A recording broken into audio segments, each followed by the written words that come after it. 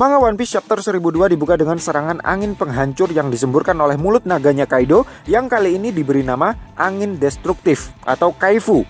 Sekilas teknik tebasan anginnya Kaido ini terlihat sama persis dengan teknik Kamaitachi atau Wine Cutting yang sebelumnya berhasil memotong lengan kirinya Kikunojo.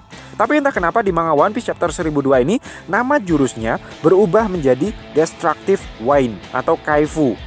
Namun karena versi resminya belum rilis, masih ada kemungkinan kalau nama jurusnya Kaido ini nantinya akan berubah lagi.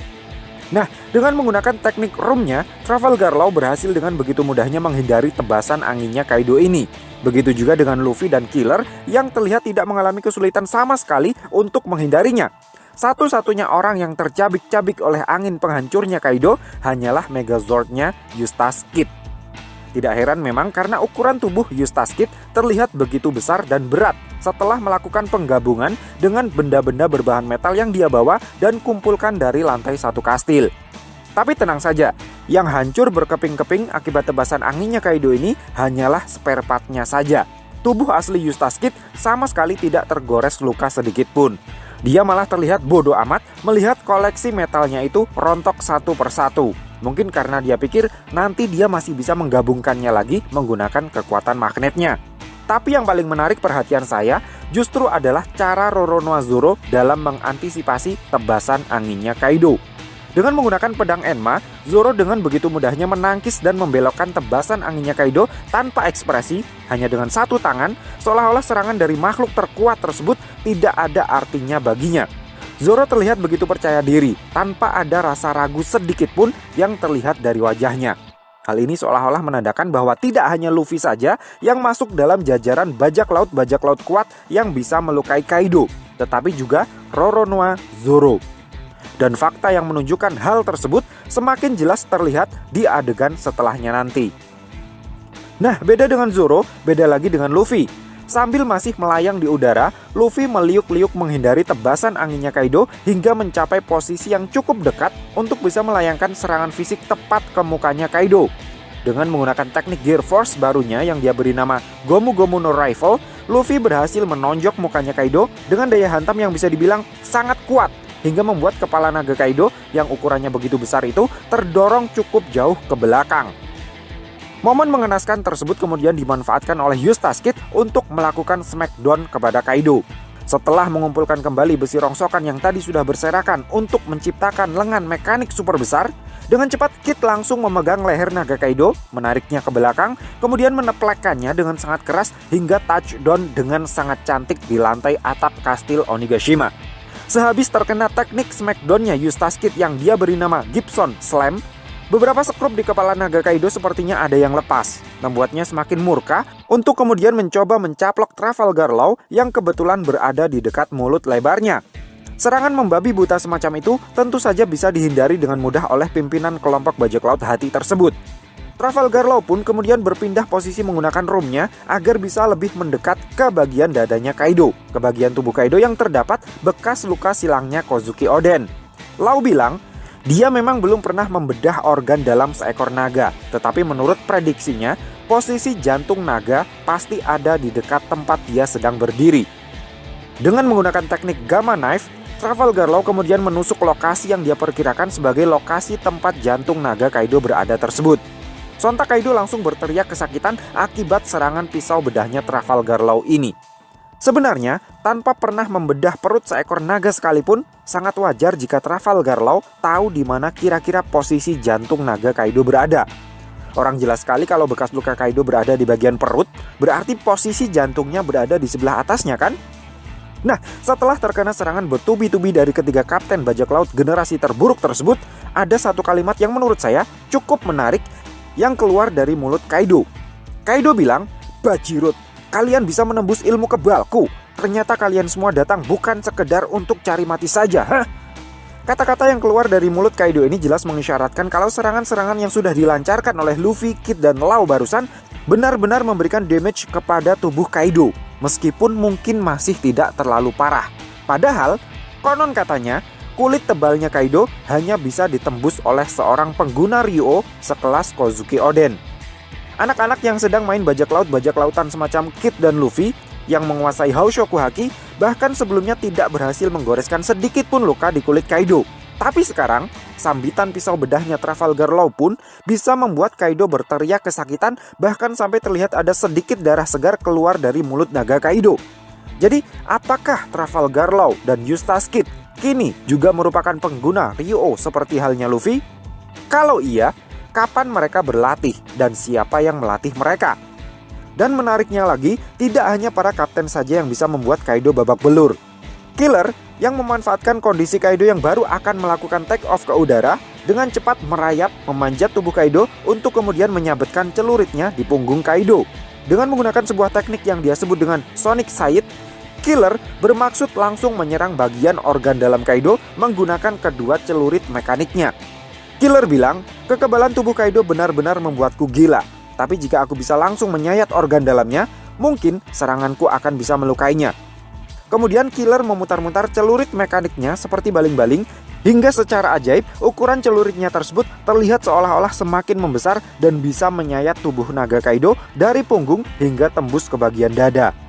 Sekali lagi, Kaido berteriak kesakitan. Apa yang terlihat di adegan ini jelas hanya sebuah ilusi optik.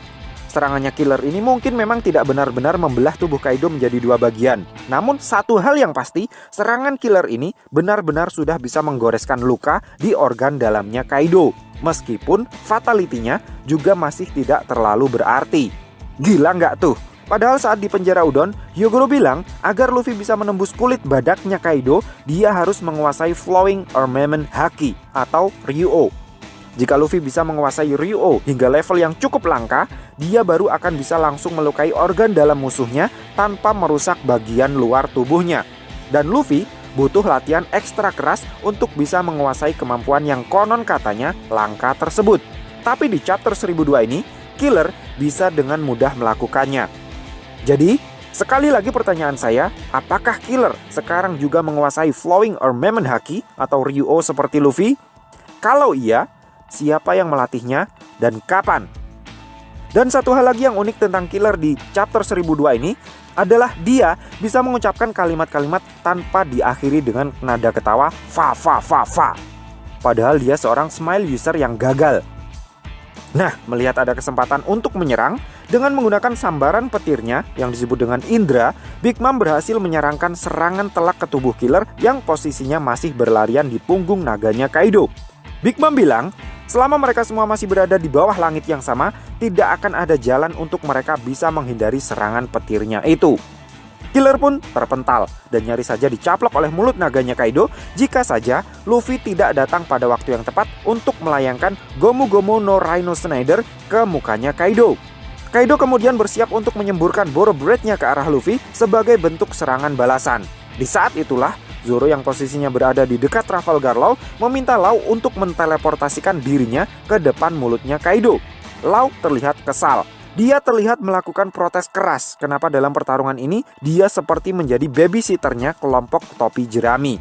Namun protes hanyalah di mulut saja. Pada akhirnya Trafalgar Law tetap melakukan apa yang diperintahkan oleh Zoro itu. Law menteleportasikan Zoro tepat ke depan mulut Kaido yang sudah menganga akan menyemburkan Boro Breath-nya. Begitu Boro Breath-nya dilepaskan, Zoro langsung membelahnya menggunakan teknik Kitsunebi Ryu untuk melindungi Luffy dari serangan nafas apinya Kaido itu. Selesai membelah Boro Breath-nya Kaido, masih dalam posisi melayang di udara, Zoro langsung pasang kuda-kuda menyerang untuk melayangkan jurus satu pedangnya, Itoryu Flying Dragon Blaze, jurus pamungkas yang pernah dia gunakan untuk mengalahkan Ryuma saat di Thriller Bark dulu. Nah, dari semua serangan yang diarahkan kepada Kaido di manga One Piece chapter 1002 ini, sepertinya serangannya Zoro inilah yang paling istimewa. Semua serangan yang dilancarkan oleh Luffy, Kid, Law, dan Killer tadi diterima langsung oleh Kaido tanpa ada sedikit pun usaha untuk menghindar dan tanpa ada ekspresi panik karena nyawanya terancam sedikit pun. Namun, lain halnya dengan serangan satu pedangnya Zoro ini. Begitu melihat Zoro sudah pasang kuda-kuda untuk memenggalnya, muka Kaido langsung terlihat kaget. Dan Big Mom yang dari awal hanya terbang mengawasi dari langit sambil menertawakan tingkah pola Kaido, langsung berteriak memperingatkan Kaido untuk menghindari tebasan pedangnya Zoro. Untuk pertama kalinya sejak dikeroyok secara berjamaah di atas atap kastil Onigashima, Kaido menghindar dari serangan lawan. Tebasan pedangnya Zoro pun meleset. Bukan kepala naga Kaido yang berhasil dia tebas, melainkan hanya salah satu tanduk kastil Onigashima saja yang dia tumpulkan menggunakan pedangnya. Kaido bilang, kenapa ada aura Oden yang muncul dari pedang itu? Nah, apa yang terjadi di sini menurut kami sudah semakin menegaskan dua hal sekaligus. Pertama, Kaido benar-benar takut dengan Kozuki Oden, karena apapun yang berhubungan dengan Oden bisa membuat Kaido merasa was-was. Kedua, dari semua serangan yang diarahkan kepada Kaido selama pertarungan di atas atap kastil Onigashima, sejauh ini hanya serangan Itoryu-nya Zoro saja inilah yang paling membahayakan nyawanya Kaido. Dibuktikan dengan tindakan antisipasi Kaido yang lebih memilih untuk langsung menghindar ketimbang mencoba untuk merasakan dulu sensasinya seperti serangan yang sebelum-sebelumnya. Dengan kata lain, selain Luffy, Zoro juga punya kans yang cukup besar untuk bisa menghabisi Kaido. Sayangnya, serangan yang dilakukan oleh Roronoa Zoro ini sepertinya menguras begitu banyak energinya, sehingga Zoro yang sejak awal terkesan paling hati-hati dalam pertarungan ini justru harus menelan pil pahit setelah dirinya juga ikut tersambar serangan petirnya Big Mom. Uniknya, petir yang menyambar Killer dan Zoro ini ternyata bukan berasal dari Zeus. Dan uniknya, dua orang yang tersambar oleh petirnya Big Mom ini, kedua-duanya juga bukan kapten dari kelompok bajak laut yang bersangkutan. Kedua-duanya hanyalah tangan kanan dari sang kapten. Nah, awan mendung yang sejak awal chapter terus menutupi langit Onigashima ternyata adalah bagian dari akumulasi awan petirnya Big Mom. Dan Big Mom yang sejak awal hanya terbang melayang-layang di langit ternyata bukan tanpa tujuan.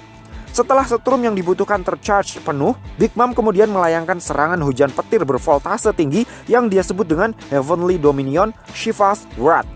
Dan yang lebih unik lagi, tidak ada satupun orang yang bisa menghindari serangan petirnya Big Mom ini, karena petirnya Big Mom ini adalah juga seekor humis.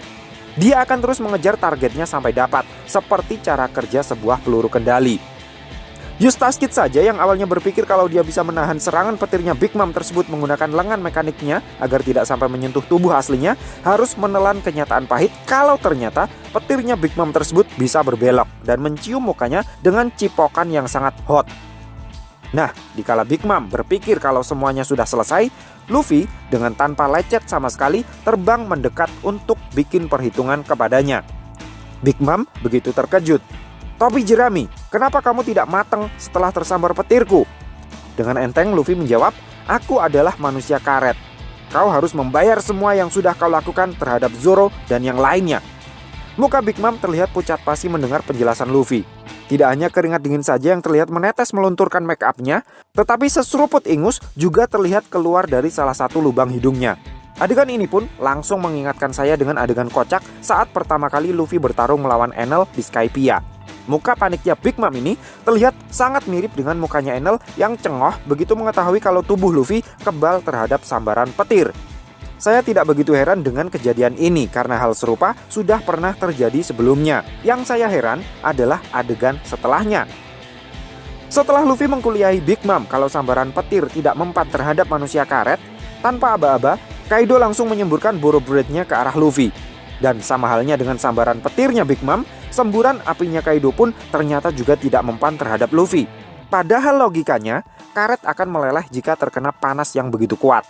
Namun penjelasan Luffy begitu sederhana. Luffy bilang, "Gak masalah, ini hanya soal nyali." What the heck is that? Hanya karena nyali yang begitu kuat, karet bisa tidak meleleh terkena samburan api. Jangan-jangan hanya karena nyali ini pula lah tubuh karet Luffy sekarang juga tidak akan bolong jika terkena tinju magmanya Akainu. Atau sebenarnya ada penjelasan lain. Hanya saja IQ Luffy tidak cukup tinggi untuk menjelaskannya dalam bahasa yang lebih akademis. Dugaan saya, ini semua berkaitan dengan Busho Shoku Haki atau Ryuo. Dengan kata lain, tubuh Luffy saat ini juga sudah sampai pada taraf ilmu kebal yang sama dengan tubuhnya Kaido dan Big Mom. Sehingga serangan-serangan fisik yang tidak diimbiu dengan Ryuo tidak lagi mempan terhadapnya. Dan yang tidak kalah menarik lagi, meskipun di awal tadi Luffy bilang Big Mom harus membayar semua yang sudah dia lakukan terhadap Zoro dan yang lainnya, tetapi di ending chapter 1002 ini, yang Luffy tonjok menggunakan Gomu Gomu no Kong Gatling hanyalah Kaido seorang. Padahal Big Mom jelas-jelas ada di dekatnya. Jadi meskipun Big Mom sudah terang-terangan ikut menyerang kelima bajak laut generasi terburuk, tetapi sampai chapter ini belum ada satu dari kelima generasi terburuk tersebut pun yang sudah membalas serangan Big Mom secara langsung. Big Mom masih putih keriput montok, belum tergores sedikit pun selama dia ikut nimbrung di pertarungan di atas atap kastil Onigashima. Hanya Prometheusnya saja yang sudah pernah dibelah oleh Zoro. Nah, jika diingat-ingat, selama pertarungan di atap kastil terjadi, belum ada serangan Luffy ataupun para generasi terburuk yang lain yang diperlihatkan memantik kilatan-kilatan hitam, bukan? Jadi apakah ini menandakan kalau sampai chapter 1002 ini belum ada satupun dari 2 Yonko dan 5 generasi terburuk yang sudah menggunakan Hoshoku Haki? Atau justru hal ini menjadi pertanda kalau ada perubahan mendasar terkait penggunaan dan tanda-tanda sedang digunakannya Hoshoku Haki? Hanya Eiichiro Oda saja yang tahu.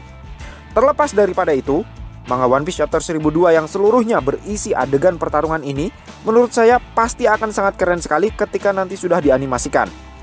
Namun setelah melihat Eustace Kid, Trafalgar Law, dan Killer bisa memberikan damage kepada Kaido dengan begitu mudahnya, tanpa ada flashback story yang menjelaskan kalau mereka juga menjalani latihan berat untuk bisa menguasai Ryuo, membuat saya berpikir kalau sulitnya Luffy dan Zoro berlatih menguasai Ryuo agar nanti bisa menembus kulit badaknya Kaido hanyalah sebatas basa-basi ceritanya Eiichiro Oda saja untuk mengulur-ulur durasi cerita.